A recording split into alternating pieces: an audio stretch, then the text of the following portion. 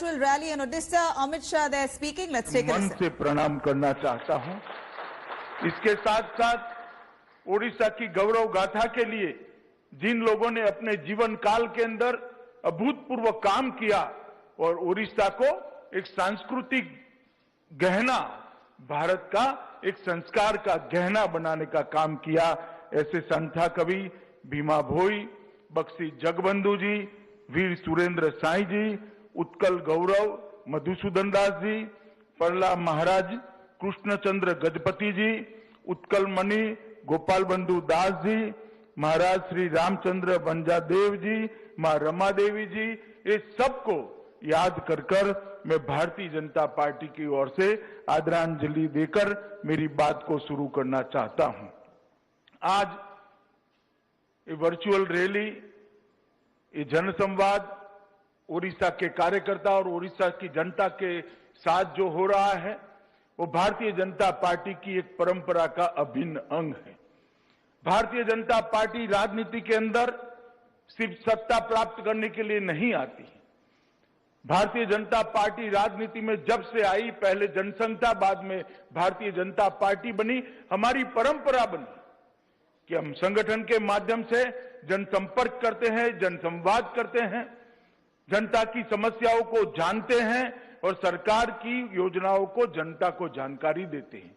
और जब भी हमारी सरकार बनती है, हमें मौका मिलता है, 1 साल समाप्त हो, 2 साल समाप्त हो, 3 साल समाप्त हो, हम हमारा हिसाब किताब लेकर जनता के सामने जाते हैं कि आपने जो जनादेश दिया था, आपकी जो आकांक्षाएं थी, इसकी पूर्ति में इतनी यात्रा आज हमने समाप्त कर दी है। और आज जनसंवाद जो है उसी कड़ी का एक हिस्सा है।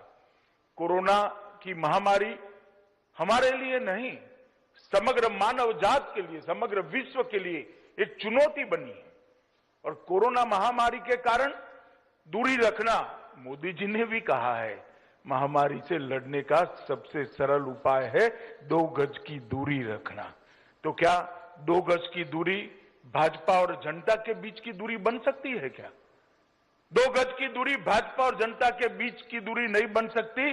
भारतीय जनता पार्टी के कार्यकर्ताओं को जनसंवाद से रोक नहीं सकती। और इसीलिए हमारे राष्ट्रीय अध्यक्ष श्रीमान नड्डा जी ने एक नए कार्यक्रम का विचार रखा, वर्चुअल रैली, इलेक्ट्रॉनिक माध्यम से हम जनता का संपर्क करेंगे, कार्यकर्ताओं का संपर्क करेंगे, उनकी बात को जानेंगे और हमारी की हुई चीजों को उन तक पहुंचाने का प्रयास करेंगे कि मोदी जी ने आपने जो जनादेश दिया, इसका पहला साल के अंदर हमने क्या किया है।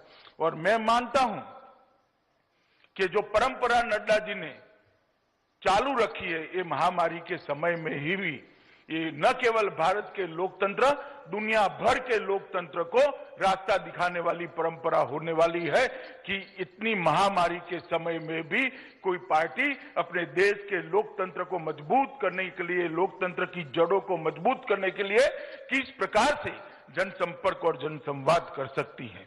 मैं नड्डा जी को और देश भर के करोड़ों कार्यकर्ताओं को एक दूसरे काम के लिए भी बधाई देना चाहता हूं कि जब ये कोरोना महामारी शुरू हुई, लाखों करोड़ों मजदूर, प्रवासी मजदूर अपने गांव पे जाने के लिए लालायित थे, उत्सुक थे, अपने परिवार के साथ रहना चाहते थे। उनको चिंता थी बूढ़े माँ बाप की, छोटे बच्चों की, गांव में जो उनकी पत्नी माँ बाप की सेवा करे उसकी चिंता थी, वो मिलना चाहते थे, मगर उस वक्त हालात कुछ ठीक नहीं थे। मोदी जी ने अपील करी और देश भर में कैंप लगाए गए, चाहे इस पक्ष की सरकार हो, वो पक्ष की सरकार हो, भाजपा की हो, विपक्ष की हो, किसकी भी सरकार हो, सब सरकारों ने अच्छा काम किया, कैंप लगाए और उनको रहने के लिए व्यवस्था की।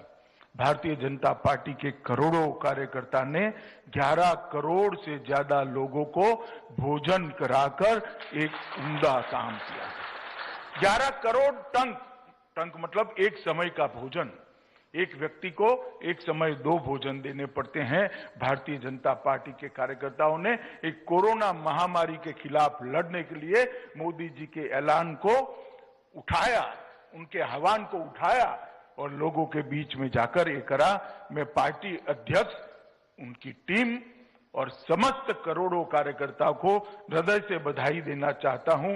मेरा भी सीना गजगज फूल जाता है जब मुझे भी गौरव होता है जब किसी किशोर कार्यकर्ता को एक बूढ़े मजदूर को खाना देते हुए देखता हूं और गले में एक फटका देखता हूं। मालूम पड़ता है कि मेरा भारतीय जनता पार्टी का कार्यकर्ता गरीब की भूख मिटाने के लिए आज रोड पर उतरा है, तो मुझे भी बहुत गौरव होता है।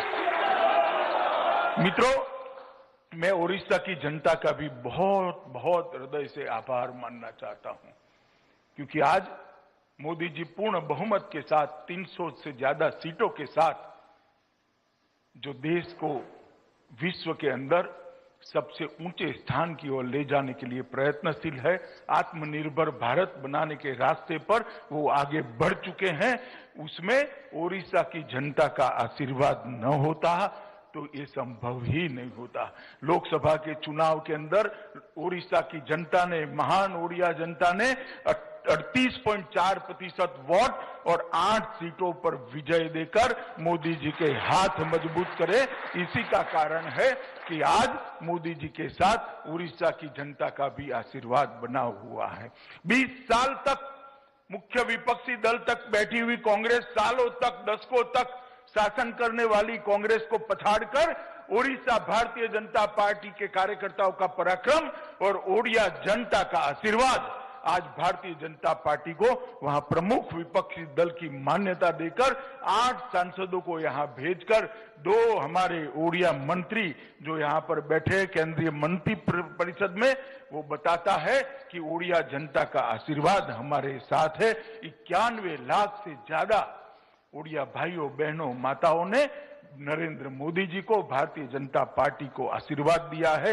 मैं ये सबको आश्वस्त करना चाहता हूं कि आपने जो अपेक्षा मोदी जी पर रखी है, भारतीय जनता पार्टी की सरकार से रखी है, हम किंचित मात्र भी पीछे नहीं हटेंगे। ओडिशा को विकसित राज्य बनाना हमारा कमिटमेंट है, हमारा वादा है और वो वादे की पूर्ति की ओर मोदी जी आगे बढ़ रहे हैं। मित्रों, आज जनसंवाद आपके सामने हो रहा है। ऐसी 75 वर्चुअल रैली के माध्यम से भारतीय जनता पार्टी के सभी नेता, श्री राजनाथ सिंह जी हो, श्री नितिन गडकरी जी हो, राष्ट्रीय अध्यक्ष जी स्वयं हो, अनेक नेता देश की जनता के साथ जनसंवाद करने वाले हैं। मित्रों, मैं मोदी जी की सरकार के 1 साल समाप्त होने के समय आपके सामने उपस्थित हूं, मगर मोदी जी की सरकार के 1 साल को आप आइसोलेशन में अलग से देख नहीं सकते। Modi That was Amit Shah there.